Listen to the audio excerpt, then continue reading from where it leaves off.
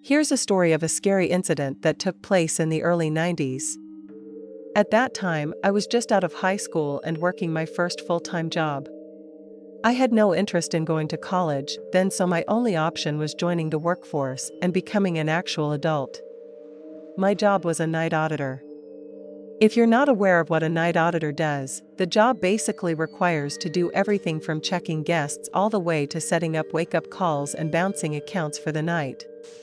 Despite only being 19, and at the usual level of lazy for a kid my age, I love my job. Well, I loved it most of the time, and crazy things happen like what I'm about to tell you. It was probably the worst job in the world. Honestly, the scariest thing I've ever experienced occurred on a quiet Monday night.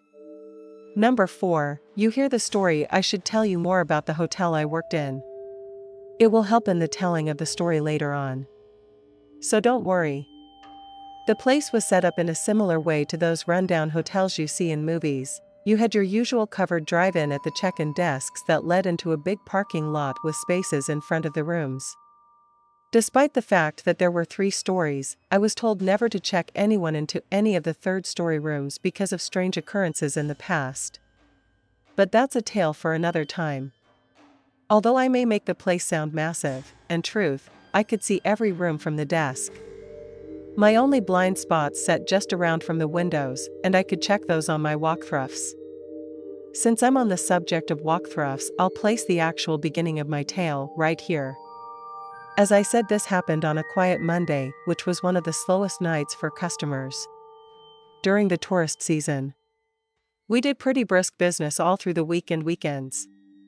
But it was the middle of the winter, and the hotel had never been smack dab in the middle of the tourist roads. You had to see one of our billboard ads or know where we were at already. So if I was lucky enough to check anyone in, it was usually one of our regulars. The night this happened, I had just finished one of my walkthroughs, checking that there was ice in the machines, things like that. I had just returned to the desk and sat down the office, located behind it. From when I remember, I was doing paperwork when I happened to look up at the bay of monitors for the security cameras and spotted the guy in black standing just had a view of the windows out front. Being naturally curious, I continued watching him while he stood there looking around for anyone in the area. I guess when he was satisfied that nobody was watching, he pulled a black ski mask from his pocket and put it over his head and face and didn't see a weapon at the time. But I sure wasn't going to give him time to pull it out, since I had a good idea what he had planned. I ran as fast as I could to lock the front door so he couldn't do it. I could see him through the windows as we both ran through the doors, but I got to them first and turned the deadbolt just before his hand touched the handle.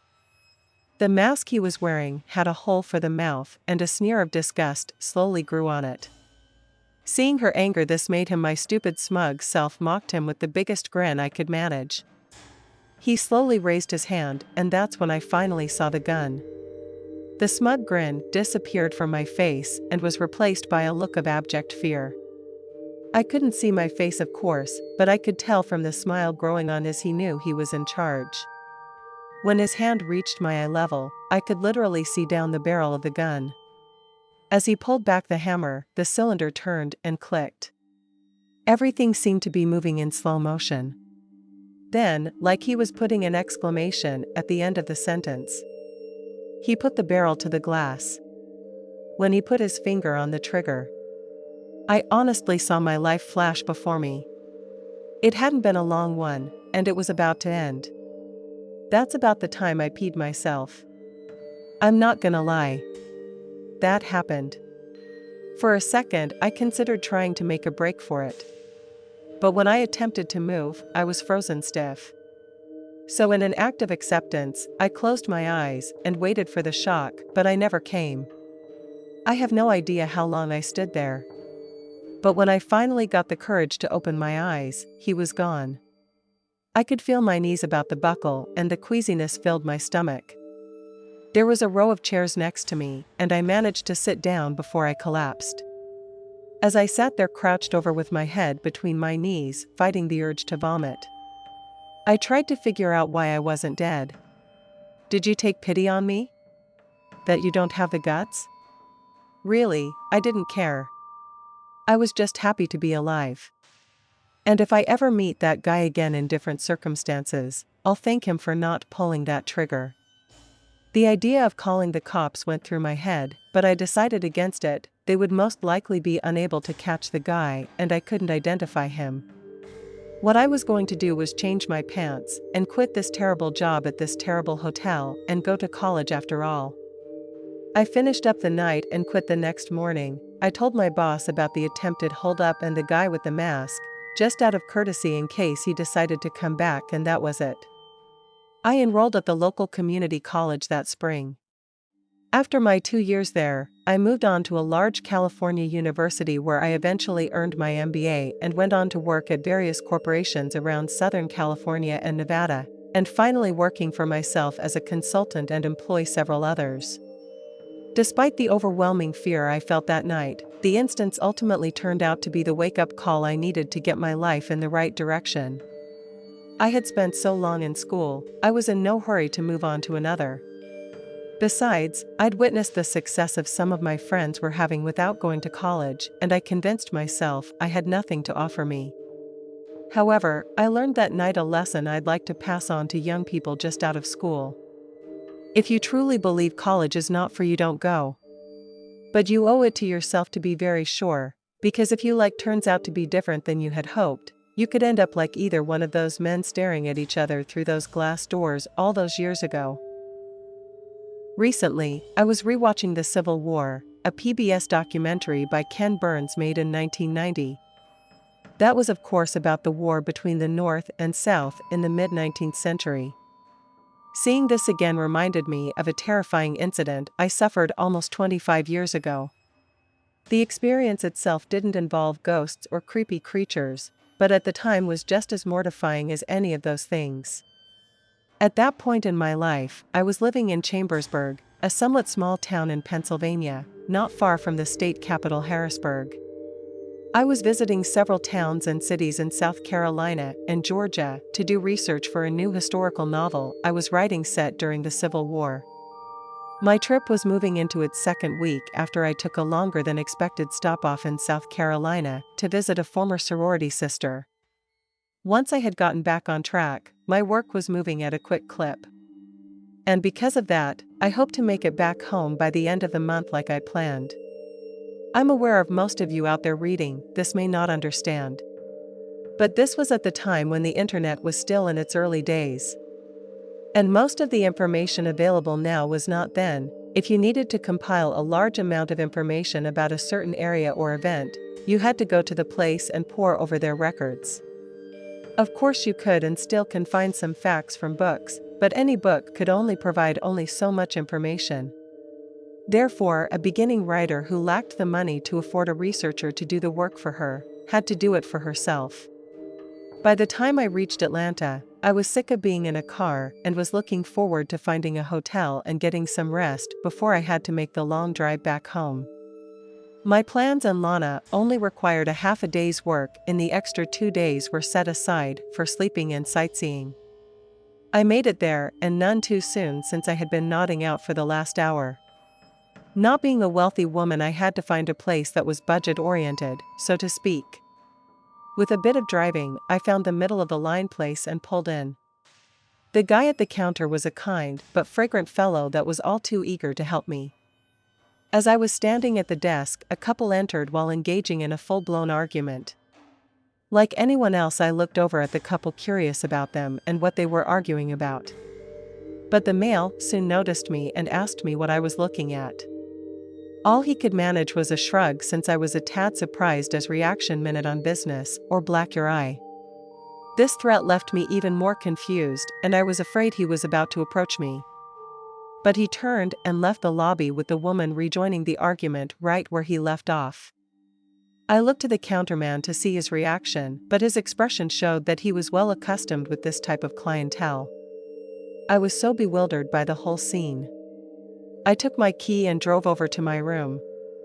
When I reached my room, I was pleasantly surprised, sarcasm, to see that the couple was only 2 doors down from me. That room door stood wide open, and the male walked in and out of the room, pacing with a beer can in his hand. To my relief, neither of them noticed me. They must have been more focused on each other's work. As they continued to argue over God knows what, I was finally able to take a breath once my door was closed and enjoy the quiet, but that wouldn't last for long. With the room's air conditioner roaring, I was easily able to fall asleep. But by that evening, I was awakened by a big racket akin to a cannon blasts. I dragged my groggy body from the bed and peeked through the corner of the curtains. Once again, all the noise came from that one couple. Boxes were being thrown from their room out into the parking lot, and the man by this time was stumbling and yelling with a loud slurred voice. Loud bangs shook the walls of the building, despite there being an empty room between us, and the female's voice, although being somewhat muffled, was still easily heard. Not being a person that liked confrontation, especially after what had happened earlier, I tried to ignore them and drown out the noise with the television. But after 30 minutes of it, I called the front desk. My hope was he could convince them to quiet down a little, since he appeared to know them. I asked him not to mention who had made the complaint, and he promised he would not, but once I thought about it, it'd be pretty obvious it was me. Going back to my TV viewing, I waited to see if my call would make any difference. At first, it seemed to have worked. The chaos had stopped, and I could no longer hear anything at all. Relieved, I let out a sigh and leaned back on the headboard to relax. That was when the knock came. At first, it seemed like a bad idea to answer it. But once I had a second to think about it, I considered the possibility that they want to apologize for bothering me, and that's why I ultimately did. Naturally, this was the worst idea I could have had. When I opened the door, I had on my disarmingly charming smile, but the man wasn't there to apologize. And the smile quickly melted from my face. "Look here, you up to Yankee. If you make one more complaint, I'm going to kick your backside all the way back across the Mason-Dixon line." When he said this, big gobs of spit flew all over me, and his choice of words were in no way as nice as what I've written here. His words made it sound like the last 130 years hadn't occurred. I couldn't believe there were people in the South that still sounded like this. Although Knight was certainly scared to death, especially since I was a lone female so far away from home, a small part of me was entranced by this man's words. However, I was far more scared and had no idea how to react. My silence seemed to make him angry, or in his face grew redder and redder. That was when I said the only thing that I thought may make him go away. "Look, mister, if you don't leave me alone, the second I'm going to call the police." For a moment, I thought this had worked. But it only seemed to escalate the problem. He lunged forward into my doorway, and we struggled for a second till I managed to close and lock the door. The police showed up fairly quickly and took down my statements, including his words earlier in the day. Considering he was very intoxicated, they decided to book him with public intoxication and took him into custody. This whole time his girlfriend sat strangely quiet and did nothing. But once the cops left, I saw why. "Dirty Yankee tramp, I'm calling my brother up here and not going to take turns tearing you up." She left the door open so I could hear her make the phone call. Whether she was serious or not, I certainly wasn't going to take the chance. I'd had enough of these two hillbillies in their threats. So I quickly packed up the few things I had out and hopped into my car. I drove around until I found a far nicer hotel and checked in. Despite the fact that it was going to cost me much more than the previous place, I felt that my safety was worth it. Thanks to the run-ins I had with a hot couple, I decided to complete my work and make the drive back straight through.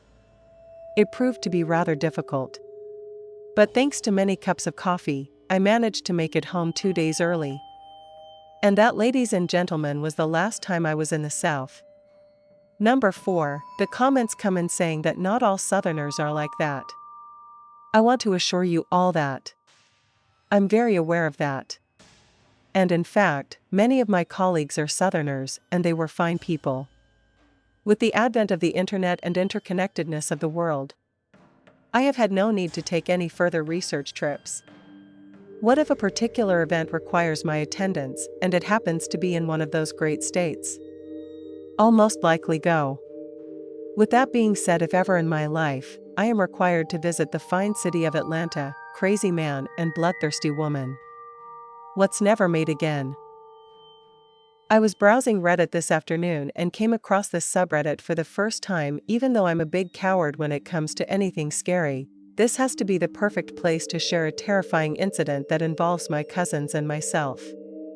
But 15 years ago, at the time this happened, I was approaching my 16th birthday.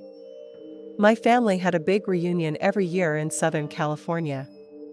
Since I hadn't attended since I was little, my parents thought it would be a fun way to spend my summer break. It would also be a great opportunity to get to know my cousins. There was 3 of them, and they were all girls around my age. After I thought about it, it sounded fun. So I agreed and flew out the next month to Los Angeles. The reunion was held at the same hotel we were all staying in. When I arrived there, I was met by my cousins Jennifer, Belinda, and Stormy. It was amazing how much alike we all looked. We all had long blonde hair and blue eyes. Not to mention our facial similarities would have made sense since our dads were brothers. The biggest difference was how tan they were. Since I had been inside all winter in Minnesota that were much darker than me, my uncle and dad decided to let us stay in one room together. It was a big fancy bridal suite. When we saw the room, we came up with this joke that we were sisters and we were staying in the hotel together for my bachelorette party. I was chosen as the bachelorette because I was the oldest and looked a little different, like an older sister often does. We spent the rest of the day at the pool and talking to guys. Stormy, who was only 14, managed to trick a 25-year-old guy into thinking she was 19 and gave her his number. We were having so much fun. We stayed up until about 4 talking and laughing. In the morning, which was about noon, for most of us we ordered breakfast and then headed for the pool again. Our day turned out to be even more fun than the one before it. This time, Stormy got a pair of twins to buy her lunch.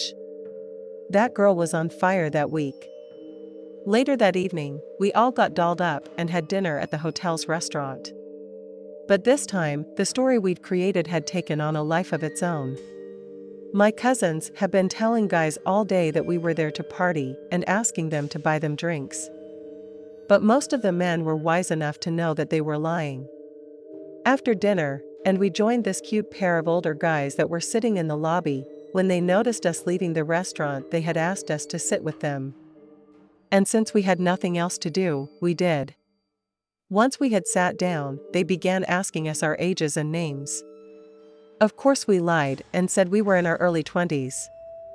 And they actually believed us. I couldn't help but giggle a bit. This was the most fun I'd had in years. Jennifer and I didn't say much. We left that to Belinda and Stormy. At one point Stormy invited them up to our room.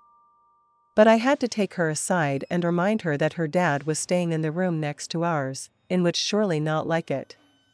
I didn't want to be a stick in the mud. But I wasn't comfortable with having 2 strange men who looked to be like 30 or something in our room. At the point it was approaching midnight, I told the 2 younger girls it was time to go back to our room. And they argued at first. But once Jennifer backed me up, they gave in.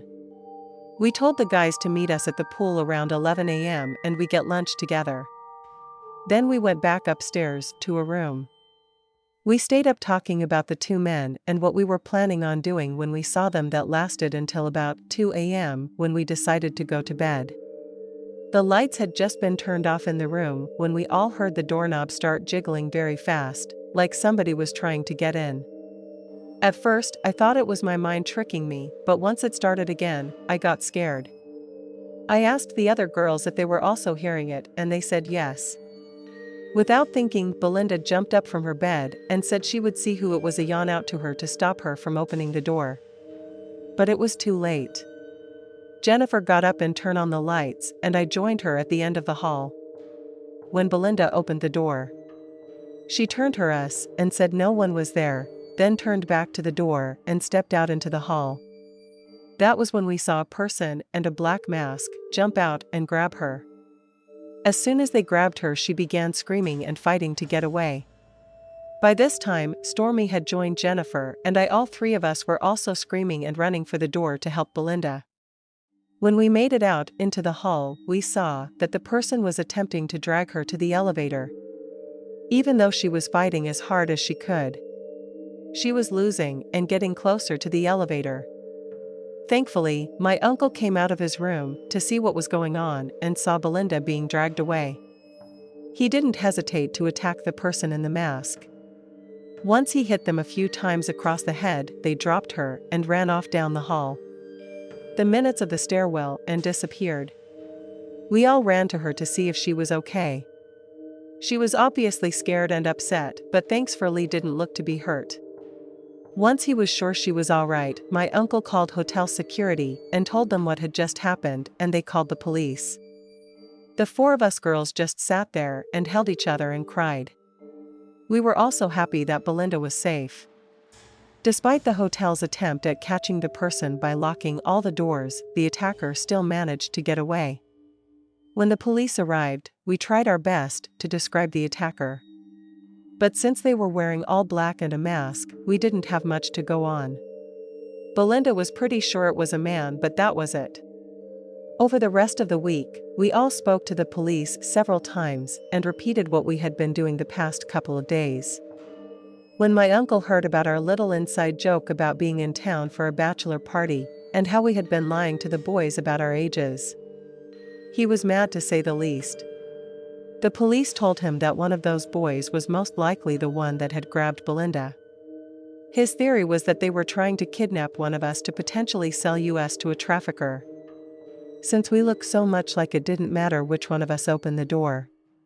He said girls that looked like us were super popular in the rest of the world and that traffickers would pay top dollar for one of us. We were also scared. We spent the rest of the week in our room and refused to answer the door for anyone without a key. As soon as the police said it was okay for me to go home, I took the first flight back to Minnesota. I was still scared of strangers for a long time and had to go to counseling to get over the worst of it. From what my cousins told me later, they did also and found it hard to trust boys that they had just met. Unfortunately, the police were never able to find Belinda's attacker and punish him for what he had done. It had been a long time since this happened.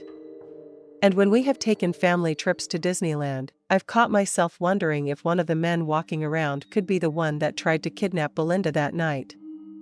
Then I get a shiver down my spine. And remember, it could have just as easily been me. My friend and I are having a contest to see who had the scariest episode in our lives. And I'm positive that once you see this one, you will vote me as the winner. He may have already read his story about the broken window and the guy in the woods. But I assure you, mine will be much scarier. This took place when I was 15 years old. And although I'm 25 now, I'm still not sure of what to think of it. At that time, I was enjoying my life and it seemed to show in my dreams. Almost everyone had a positive theme. At least the ones I remembered.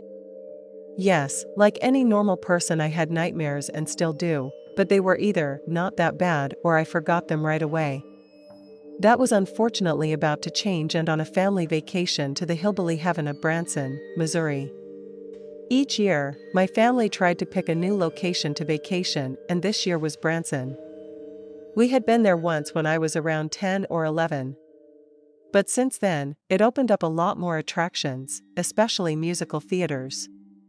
We had just driven in from Oklahoma City, so everyone in the car was tired. Thankfully, my parents were meticulous planners. So our hotel rooms were ready for us when we arrived. I guess since my brother and I were approaching the age where we could be trusted, we were given our own room. And again, maybe they wanted to get busy in peace. It didn't matter to us either way. The room was really nice. It even had its own little living area with a TV, and we managed to play Call of Duty for around an hour before we decided we should crash. Just like I figured our folks had us up at the crack of dawn. It never made sense to me why they would do this. I thought the whole point of vacation was to get some rest and relaxation. Instead, they have a separate ATM and we'd have to sit around for another 2 hours waiting for them. Once they were finally ready to go, my dad would drive us from place to place like his boat was on fire. Well, yelling at Jeff and I the whole time. We couldn't understand why he was so angry and stressed out. That's probably why I don't go anywhere on my holidays off. It always seemed more relaxing just to sit and chill at home. Anyway, we did the usual touristy things that people do in Branson, riding the ducks, and stuff like that. We made it back to our hotel room and about 5 to clean up and go out to dinner. I think my dad had some plan for us to go see the Presleys or some hillbilly crap, but we were saved when my brother got sick during dinner. So the remainder of the evening was spent in our room, playing the Wii. Jeff started feeling a bit better by bedtime. So we decided to stay up a little longer playing games. I called it about midnight and it wasn't long before I was asleep. She came at some points. I'm not sure when I could tell that I had been asleep for quite some time because it was so hard to move. Then again, that could have been part of her power. Not until later today see the clock, but that would only tell me the time then and not when she made her entrance. I wasn't aware of her presence at first, but I was already able to see most of the room. My brother was sprawled out in his bed with the covers half off of him. Basically the way he'd always slept. The air conditioner's low roar was there hanging in the room, but much quieter than I'd remembered. I just laid there for a moment taking in the peacefulness of the overall environment, until I noticed the figure just on the edge of my vision. I tried to turn my head sideways to get a better look, but it wouldn't move. This made me a little concerned, and I still had no reason to get upset. Most of the room was still within my sight. When I switched my eyes to the foot of the bed, hers locked with mine. At first, all I saw was her eyes, where her head seemed to grow larger and out of the darkness until it was nearly all I could see. I could feel the rest of her climbing slowly and occasional bursts my bed. This was on how Truly began to panic. The battle to move anything was a loss. It was like I had been frozen in a block of ice, but without the cold. Even when I felt her hands touched me, I was unable to shrink away. I so badly wanted to scream to get one short sound out. The tears ran down my temples. I was sure I was going to die. She continued to crawl up the bed until her face sat a mere few inches from mine. This is the first time I could clearly see how horrible her face was. She resembled your stereotypical old witch with hairy moles on her chin and black crooked teeth. Her breath was the worst mix of rotting flesh and musty air. When she first saw my tears, they seemed to excite her. She began shrieking and laughing, running her filthy claw-like fingers in small circles on my bare chest. My fight to break free from her continued, but it gave me nothing. Her weight on my body was starting to be too much, and I began fighting for air. It became obvious to me that her goal was to suffocate me. I knew I couldn't last long without oxygen, and I will be dead in a matter of seconds. Just as I took in my last breath, I woke up. My body took over from there, grasping at any air it could get. Basically, I was hyperventilating. Within a minute or so, I was finally getting control of my breathing and was able to realize what was going on.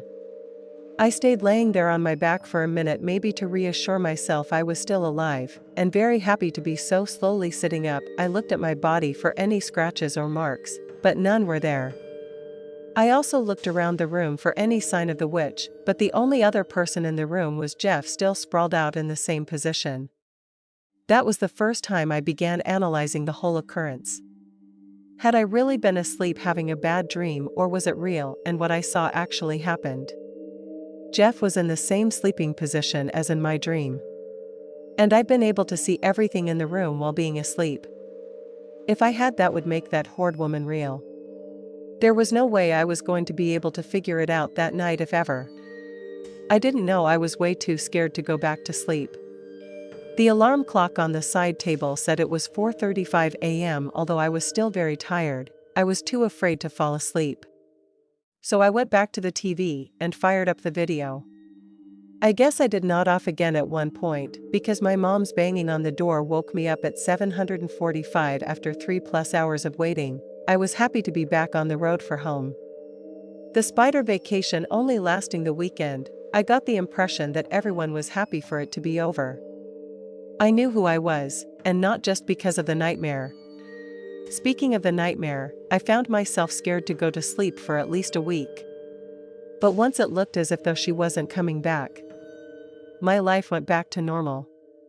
Because of my age, I got to avoid family vacations for the rest of my time at home.